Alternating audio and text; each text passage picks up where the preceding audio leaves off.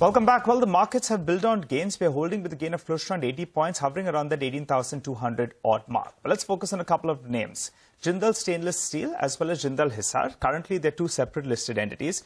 But, they're going to be getting merged very, very shortly. So we'll understand the progress on that front. And we're joined by Mr. Anurag Mantri, the Group CFO. Hi, Mr. Mantri. Good morning, and thanks so much for speaking to us here on CNBC TV 18. Well, we are going to be looking at the company as a merged entity. So for the bulk of this interview, we'll appreciate numbers as a combined entity itself. But first up, when do we see one listed entity in the next couple of months? So there is a good progress, Nigel, on this. The court has reserved the order and we are just awaiting the order. I think by end of this fiscal, which is by next 2 months, we should have only one shares before we exit this financial year. So it will then overall very accretive for all the shareholders. Yeah, it'll be good for us as well. It'll be easier to look at the numbers. By the next quarter, maybe, in fact, we'll have just one listed entity. Give us a couple of numbers then, Mr. Mantri. You know, earlier you were guiding for some growth. Then you all were talking about a bit of a degrowth, then a flat number on the volumes front. What do you end FY23 with regard to this volumes growth that you're talking about? If you want to give us a sneak peek into FY24 as well. And what about EBITDA per ton? Earlier you were talking about 18,000 rupees per ton. But the last quarter, if I look at both the entities, pleasant surprise out there. Clarity on both these two. Yeah, absolutely, Nigel. So, we in between, we actually tapered down our volume growth once immediately after the export duty picked up. But then with our agile business model, what we managed is that we actually continue to grow our volume in the domestic market.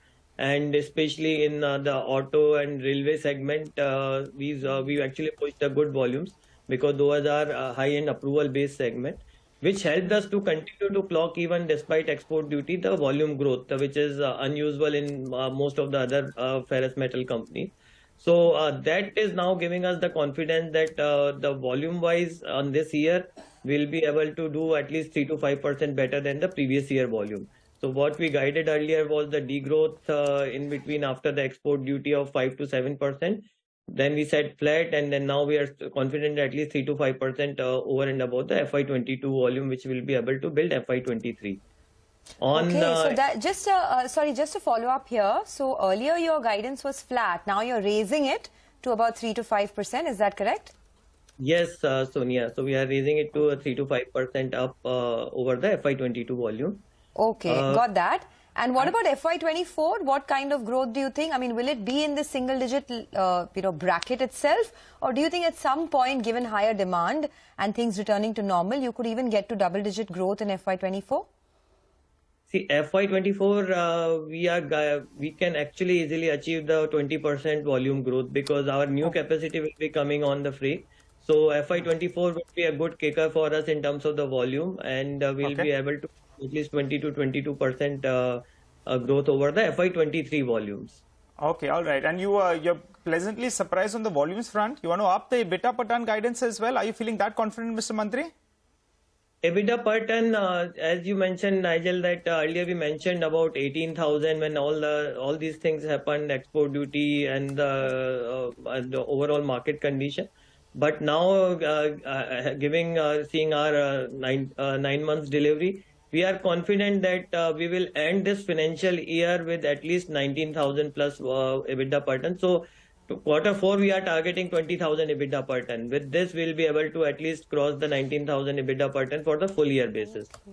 Oh, that's great. That's a big upside to what you've done recently. I mean, in Q3, it was 18,800. You're expecting it to go to 20,000 rupees EBITDA per ton by the end of Q4. That's good. On the debt front, I just wanted to understand, now that the merged entity will come through in a couple of months from now, what will be the consolidated debt, and do you plan to bring it down over the next, say, 12 to 18 months? See, Sonia, if you see, our debt equity is one of the best in the metal industry. In fact, despite being in capex cycle, see, we are doubling our capacity, we are expanding. We recently acquired Rathi Super Steel also. So, and we are also in the process of acquisition of Jindal United Steel 74% share. So with all this, almost 2,000 crore capex is lined up in next 2 to 3 including our pending expansion capex in next to 4-5 months.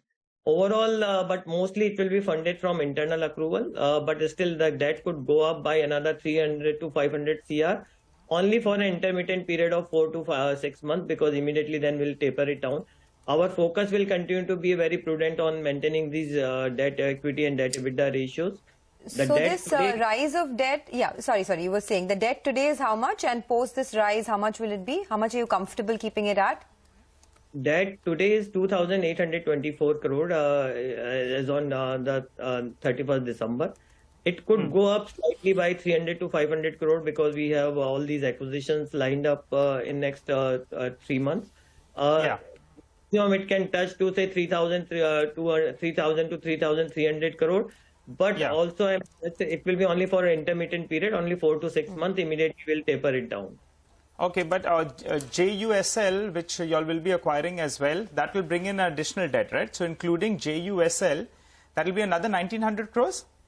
Yes, including JUSL, but mind you, Nigel, JUSL will also bring the additional EBITDA to the company. So the ratios will not be that much deteriorated because it's coming along with its own value addition and EBITDA. So the peak debt will be around 5,000 crores, including JUSL. But since you're saying it will bring EBITDA, tell us what is the EBITDA number you're looking at out there. I'm looking at the 9 months performance of JUSL. You have delivered close to around 480 crores.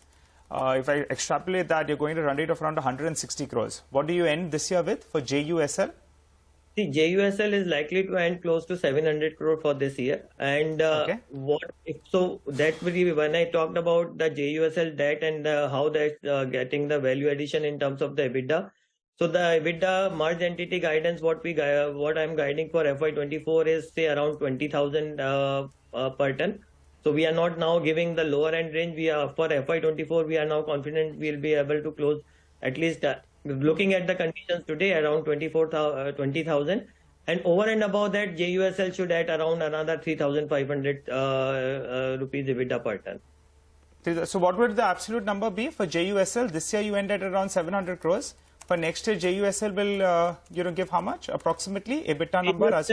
It's a rolling mill, so it could go almost close to 775 to 800 plus crore sort of thing. For next year. Next year. Oh. All right, Anurag, thanks very much. Good speaking with you. Appreciate you joining in with that commentary on the business. Just two or three names I want to highlight before we bring in our next management, which is ready with us.